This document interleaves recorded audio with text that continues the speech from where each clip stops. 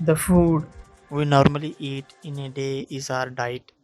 For growth and maintenance of good health, our diet should have all the nutrients that our body needs in right quantities. Not too much of one and not too little of the other. The diet should also contain a good amount of fish and water. Such a diet is called a balanced diet. Do you think that people of all ages need the same type of diet? Do you also think that what we need for a balanced diet would depend on the amount of physical work that we do? Let's find out some food items like pulses, groundnut, soybean, sprouted seeds like moong and gram, fermented foods like idlis, a combination of flours like misi roti, thepla made from cereals and pulses, banana, spinach, sattu, jaggery, available vegetables, and other such foods provide many nutrients.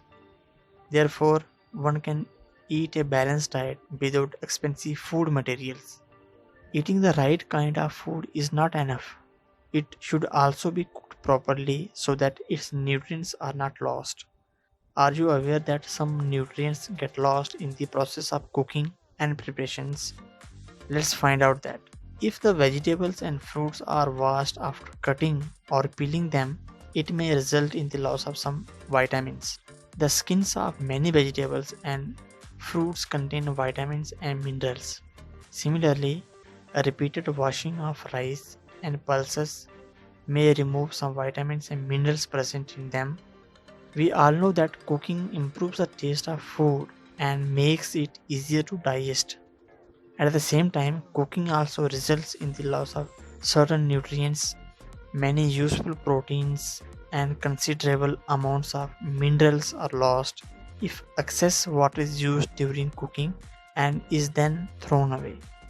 Vitamin C gets easily destroyed by heating during cooking. This is all about balanced diet. The objective of this video was to know about balanced diet.